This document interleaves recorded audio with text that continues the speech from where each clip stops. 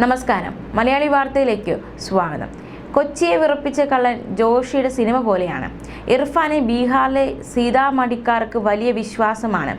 ജില്ലാ പരിഷത്ത് തിരഞ്ഞെടുപ്പിൽ ഇർഫാന്റെ ഭാര്യ ഗുൽഷൻ പർവീൻ സീതാമടി പുപ്രി വാർഡിൽ നിന്ന് വൻ ഭൂരിപക്ഷത്തിൽ ജയിച്ചതും ഈ വിശ്വാസത്തിലാണ്. സീതാമടിയുടെ സ്വന്തം കായംകുളം കൊച്ചുണ്ണിയാണ് മുഹമ്മദ് ഇർഫാൻ. സബ്കാ മാൻ സബ്കാ സമ്മാൻ മുദ്രാവാക്യവുമായി ഇർഫാന്റെ പടവും മൊബൈൽ നമ്പറും സഹിതമായിരുന്നു ഗുൽഷന്റെ പോസ്റ്ററുകൾ. തീവണ്ടി എഞ്ചിൻ ചിഹ്നത്തിൽ വോട്ട് വീഴാൻ വേറെ എന്തു വേണം? ഗുൽഷൻ ജില്ലാ പരിഷത്ത് സ്ഥാനാർത്ഥിയായത് തന്നെ നാട്ടുകാരുടെ നിർബന്ധം കൊണ്ടാണ്. ഇർഫാനെ ഭാവി MLA ആയി കാണുന്ന നല്ലവരായ നാട്ടുകാരെ കൊണ്ട് പൊറുതിമുട്ടുകയാണ് കുടുംബം. സീതാമടി ജോഗിയ ഗ്രാമത്തിലെ 7 ടാറിട്ട റോഡുകൾ ഇർഫാന്റെ സംഭാവനയാണ്.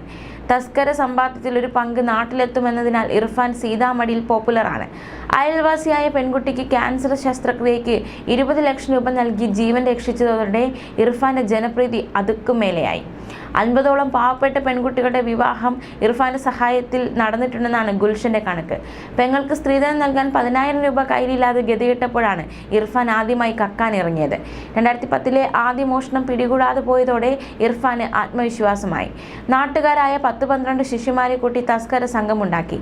ഡൽഹി, മുംബൈ, പൂനെ തുടങ്ങി വൻ നഗരങ്ങളായിരുന്നു പിന്നീടുള്ള ഓപ്പറേഷനുകൾ.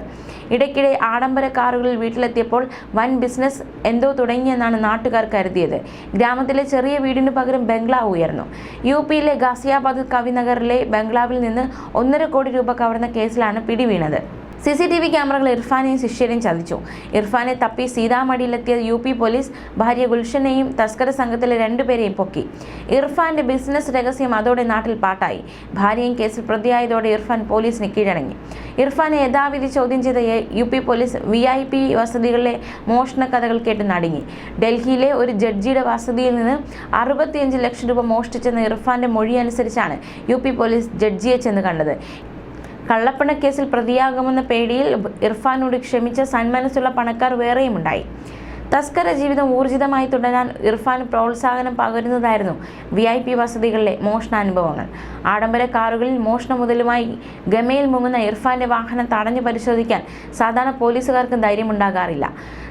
സംവിധായകൻ ജോഷിയുടെ വീട്ടിൽ മോഷണം നടത്തിയ ബീഹാർ റോബിൻഹുഡ് എന്നറിയപ്പെടുന്ന മുഹമ്മദ് ഇർഫാൻ 2021 വിഷുദിനത്തിൽ തിരുവനന്തപുരത്ത് ഭീമ ജ്വല്ലറി ഉടമ B ഗോവിന്ദന്റെ വീട്ടിലെ കവർച്ചയിലും പ്രതിയാണ്.